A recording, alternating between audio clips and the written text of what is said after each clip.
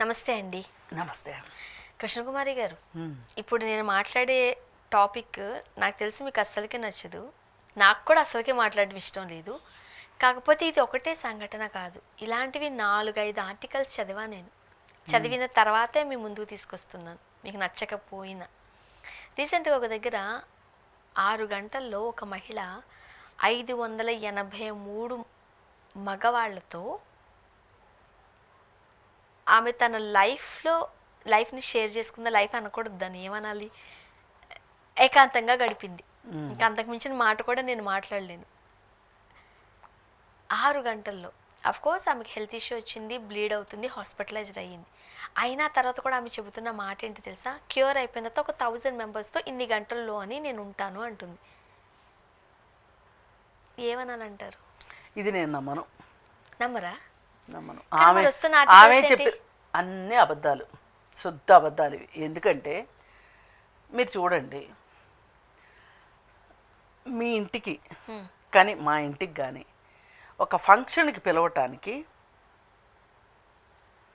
ఒక 500-600 మందిని గ్యాదర్ చేయడం అనేది అయ్యే పనేనా? అదైతే చిన్న విషయం అయితే కాదు. అయ్యే పనా చెప్పండి? కాదు, కాదు, అవ్వదు. కాదు. పైగా ఈమె ఎంతమందితో అయినా ఉండాలని ఆవిడ అనుకోవచ్చు. తప్ప ఉప తర్వాత ఆలోచిద్దాం. ముందు ప్రాక్టికాలిటీగా ఒక తర్కబద్ధంగా ఆలోచిద్దాం ఈ విషయాన్ని. ఈ తర్కబద్ధంగా ఆలోచించేటప్పుడు ఈమె 550 మందో 560 మందో చెప్పింది, మగవాళ్ళని చెప్పింది. 583 మంది మగవాళ్ళు ఈమెతో శారీరకంగా కలవడం కోసం 5 గంటల సమయంలో, కాల వ్యవధిలో ఈమె దగ్గరికి వాళ్ళే రావాలి. ఈమె వెళ్ళే అవకాశం లేదు, ఎందుకంటే టైం సరిపోదు. అవునా? అలాంటప్పుడు అంతమంది మగవాళ్ళని ఈమె ఎలా రప్పించగలిగింది? అంతమంది ఖాళీగా మగవాళ్ళు ఎలా ఉన్నారు? ఒకరికి కాకపోతే ఒకరికైనా భయం ఉంటుంది, భయం ఉంటుంది, ఇష్టం ఈమెకి అసలు 584 మంది మగవాళ్ళతో పరిచయం ఉందా లేదా అనేది మొదటి మాట. ఇప్పుడు ఈమెకి ఒక సోషల్ మీడియాలో ఒక అకౌంట్ ఉంది అనుకుందాం. ఆ అకౌంట్లో ఉన్న వాళ్ళందరూ ఒక 1000 మంది మగవాళ్ళు ఉన్నారనుకుందాం. దానిలో 1000 మందికి ఈవిడికి ఈ విధమైన రిక్వెస్ట్ పెట్టింది అనుకుందాం. ఇన్ని గంటల మధ్యలో, ఇన్ని గంటలకి మధ్యలో మీతో నేను ఏకాంతంగా గడపాలనుకుంటున్నాను అని చెప్తేనే కదా అందుకు సిద్ధమై వస్తారు. వాళ్ళు రావాలా?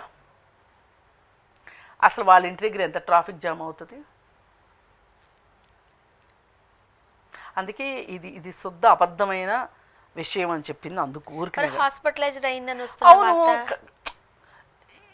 ఆమె ఏమి ప్రయత్నాలు చేసిందో, 2-3తో ఆమె ఉండుంటుంది, మహా అయితే 10 మందితో ఉండుంటుంది ఆ పీరియడ్లో.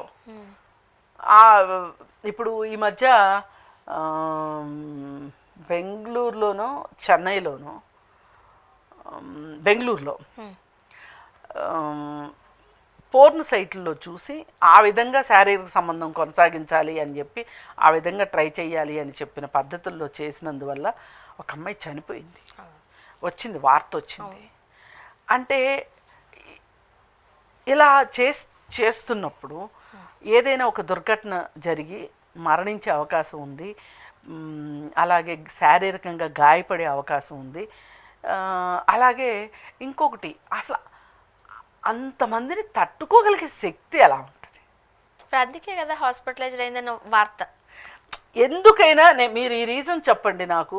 ఒక 10 మంది ఆవిడ దగ్గరకు వచ్చారు, ఒక 20 మంది వచ్చారు, ఒక 30 మంది వచ్చారు, ఒక 50 మంది వచ్చారు అంటే అన్ని గంటల సమయంలో ఏదైనా మనకు ఒక క్లారిటీ ఉండే అవకాశం ఉంది.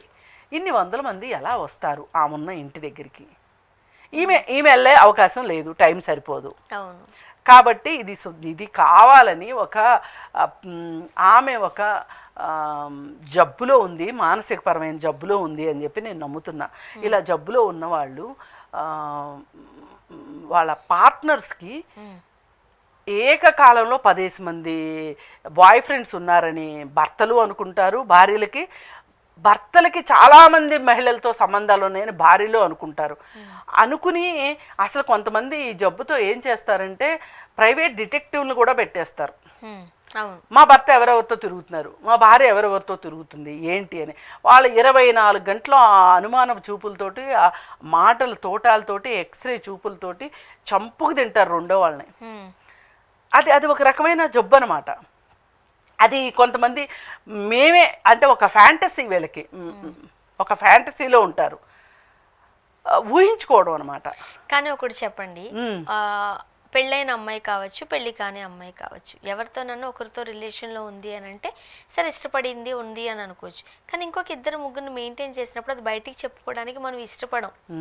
దేశవ్యాప్తంగా, ప్రపంచవ్యాప్తంగా కదా, ప్రపంచవ్యాప్తంగానే తీసుకుని వరల్డ్ వైడ్గా అలా చెప్పుకోవడానికి ఇష్టపడం. ఎక్కడో ఆగుతాం. అందుకే నేను కానీ చెప్తాను, ఎంతమందితో లేదమ్మా అసలు ఇది ఫేకు. ఆమె భ్రమపడుతుంది. ఓకే, ఇప్పుడు ఆమె ఏమీ అనుకోకుండా మనల్ని నమ్మించాలని చూస్తుందని నేనేం అనట్లేదు. అది ఆమె అలా అనుకుంటుంది, ఊహించుకుంటుంది. అలా చెప్పడానికి కూడా సిగ్గుపడతారు కదా సాధారణంగా. అది భ్రమలో సిగ్గెందుకుంటుంది? అది వాస్తవం అయినప్పుడు, వాళ్ళు ఆరోగ్యకరంగా ఉన్నప్పుడు, ఆరోగ్యకరమైన వ్యక్తికి వచ్చే ఫీలింగ్స్ గురించి మీరు మాట్లాడుతున్నారు. ఆమె ఒక అనారోగ్యకరమైన మానసిక స్థితిలో ఆవిడ ఉంది, ఆవిడకి అది కరెక్ట్ అనిపిస్తుంది. ఇప్పుడు కొంతమంది రికార్డులు ఫీల్ అయ్యే వాళ్ళు ఉంటారు. కొంతమంది ఇన్ని గంటల్లో ఇన్ని దోశలు తినాలని, ఇన్ని బిర్యానీలు తినాలని, తినిన తర్వాత ఏమవుతుందో వాళ్ళకి తెలుస్తుంది. చూసే వాళ్ళకి ఏముంటుందో ఆ క్షణం చూసి వదిలేస్తారు. అసలు తిండి పోటీలు పెట్టిన దగ్గర వాళ్ళని చూస్తూ ఉంటే అసలు వీళ్ళు ఉంటారా పోతారా అనిపించి చాలేస్తుంది. అందుకని ఇవి కూడా ఏంటంటే అవి కొంచెం కనీసం రియల్ టైంలో జరిగే విషయాలు, ఈ తిండి పోటీలు ఇట్లాంటివి. ఇది మట్టుకు ఏంటి అంటే ఆమె ఒక భయంకరమైన ఫ్యాంటసీలో ఉంది. ఆ ఫ్యాంటసీలో ఒక మానసిక స్థితిలో అలాంటి కథలో కాకరకాయలు చెప్తుంది. కానీ మనము ప్రాక్టికల్గా ఆలోచిద్దాం.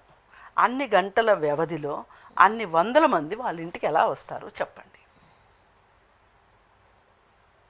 అందుకని ఇది వట్టి అభూత కల్పన. సాధారణంగా ఇలాంటి ఆలోచనలు ఏ స్టేజ్లో ఉన్నప్పుడు వస్తాయి అంటారు? కొంతమందికి చాలా, మీరు అన్నట్టు ఫ్యాంటసీస్ చాలా ఉంటాయి అంటారు. ఆడపిల్లలకి, అబ్బాయిల గురించి పక్కన పెట్టేద్దాం, ఎందువల్ల అంటారు? అది మానసికపరమైన జబ్బు. అది అంతే, ఆ జబ్బులో వాళ్ళు చేస్తారు అట్లా.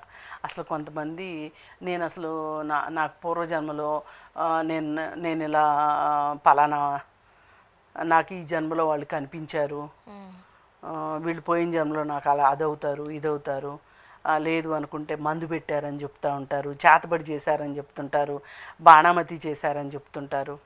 ఇలా రకరకాలుగా చెప్తూ ఉంటారనమాట. వాళ్ళు అలా నమ్ముతారు.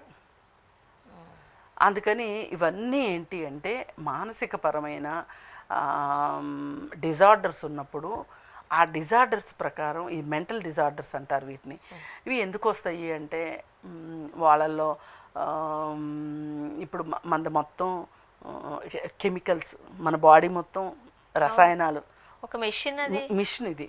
ఈ మిషన్లో, ఈ మెదడులో స్రవించే రసాయనాలు ఏవైతే ఉంటాయో ఈ కెమికల్ ఇంబ్యాలెన్సెస్ వల్ల న్యూరో ట్రాన్స్మిటర్స్ ఉంటాయి మనకి, వాటిల్లో వచ్చే తేడాల వల్ల, అలాగే కొంతమందికి వంశపారంపర్యంగా మానసిక జబ్బులు వచ్చే అవకాశం ఉంటుంది. అలా వచ్చిన వాళ్ళల్లో ఈ ఫ్యాంటసీస్ ఒక రకం అన్నమాట.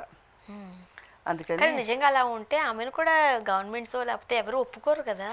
గవర్నమెంట్ ఒప్పుకునేదే ఉంది, గవర్నమెంట్ ఇష్టమేముంటుంది. ఇప్పుడు 583 మంది మీరు అన్నట్టుగా వచ్చారు, ట్రాఫిక్ ఆంక్షలు ఇవన్నీ ఉండవు.